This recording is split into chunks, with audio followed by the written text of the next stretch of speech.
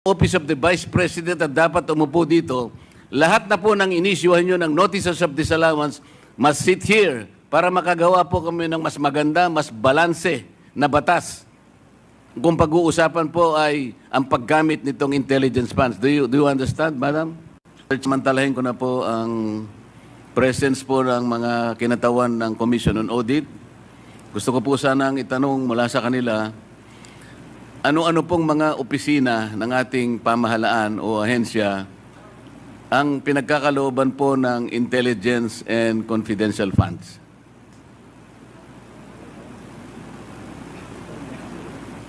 Attorney Camora, please respond.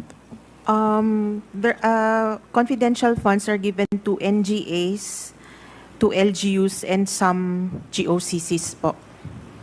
You can elaborate, Madam Representative, sino po sa mga LGUs ang binibigyan po ng intelligence and confidential funds?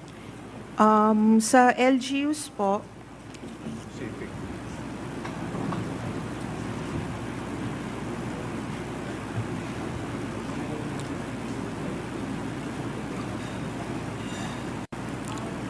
depende po sa LGU, sa POP po nila, Mr. Chair.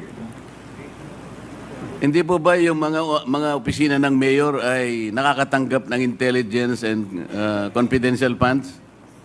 As long as it is part of their budget, Madam Chair, Mr. Chair.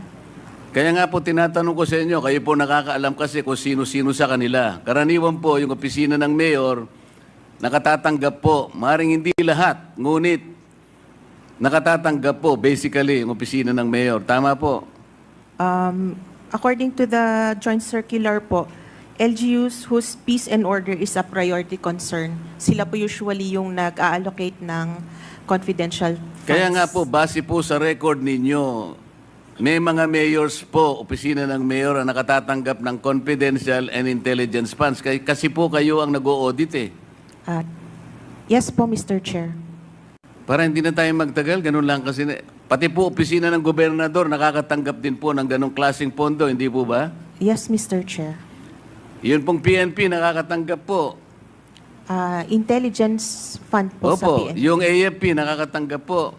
Yes po, Mr. Ang Chair. opisina po ng ating Pangulo ay nakakatanggap po ng intelligence funds. Yes, Mr. Chair. Ngayon po sa mga karamihan po ng opisina ng mayor at opisina ng gobernador at alimpang mga LGUs na maaaring makatanggap nito, depende sa kanilang pangangailangan. Yung AFP at saka yung ating kapulisan at ang ating opisina po ng ating Panguluhan, masasabi po ba ninyo na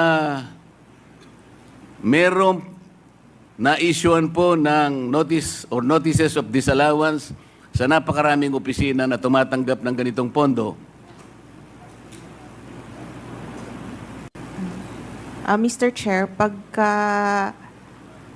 meron naman pong mga ibang agencies na katanggap. Kaya nga po ng gusto ko pong malaman, halimbawa 2022 at saka 2023, ballpark figures lang po, ilan po sa mga official at sa mga opisina ng mayor na nakatanggap ng confidential or intelligence funds ang subjected to notices of disallowance? Ilan po sa opisina ng gobernador? Ganun din po yung tanong. At saka sa iba't ibang mga opisina po, para malaman lang natin, kahit ballpark figures lang, ilan po yung na-issue nyo na notices of disallowance concerning these types of funds? Mr. Chair, wala po kaming data on the said information today because we only have data on the OVP po.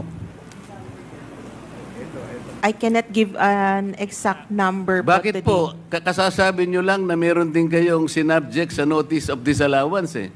Bakit po yung opisina lang ng OVP ang meron kayong record? Yung hawak po namin ngayon, Mr. Chair, since ito po yung subject ng inquiry, we are prepared as to the OVP. Pero as to other O sige po, ganito na lang. Meron po ba kayong estimated na bilang ng na-issue nyo na kayo po kasi pag intelligence and confidential funds, kayo po yung auditing unit ang nakatoka para tingnan po ang pagkakagasta ng tipo ng fondong ito. Tama po? Tama po, Mr. Okay. Chair. Makapagsasabi po ba kayo ng estimated number? Ito po, kinabibilangan ng opisina ng mayor, ng gobernador, ng ISAP, ng kung ano-ano, ng siguro po, maski National Intelligence Security Council, AFP, ang kapulisan. Can you provide us a ballpark number of the notices of disallowance that your office has initially issued? Mr. Chair, I cannot give you a ballpark figure now since hindi naman po ako involved sa entire ICFAO. So, Wala po bang isa sa inyo na nakaupo ngayon sa aming harapan ang makapagbibigay man lang ng estimated number? Napakarami po ng mayor, napakarami po ng gobernador. precisely, sir, kaya sa ibang division, wala po akong... Pwede ba natin sabing 100 or 500 notices of disallowance? I cannot say po, Mr. Chair. How can you help us? We are supposed to be doing this in aid of legislation. Kaya namin kayo pinatawag para tulungan nyo kami. Mr. Chair, Ang sabi po ng jurisprudence, which was quoted by no less than the former Chief Justice of the Supreme Court, Reynato Puno, quoting various jurisprudence. Kasama na po yung Arnold versus Nazareno. There should be a legislative purpose.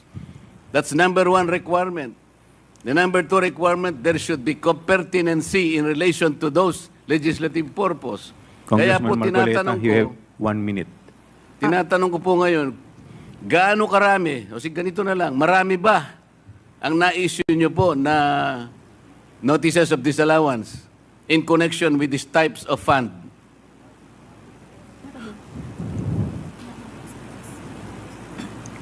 Sir, I really cannot give an exact number Hindi nga, sabihin mo today. lang, marami. Attorney, Medyo marami. Attorney Camora, could you please submit the documents that the Honorable Marcoleta is requesting? Yes. Kasi sa ngayon, Mr. bago ako As to the magtapos, numbers. Mr. Chair, I want Yes, to wind Mr. up now. Yes. I want please to wind up now. Can you at least sabihin mo lang, marami, medyo marami. Pati ba naman yun, hindi mo... Ang dami po nating mayor dito sa buong Pilipinas, ang daming gobernador, pati kapulisan, ISAP, AFP. So sabi mo kanina, marami na-cover ng... ilan ba? Madam Chair, kung yung current year, I can answer na O yung, konti lang on po. the average noon, yung halimbawa 2020, 2021, 2022, by way of your experience, by way of your former data, Previous years po, I cannot say since bago lang po ako sa ICFAO. So, we could just provide you po with the documents. Please wrap up. One last question, Congressman what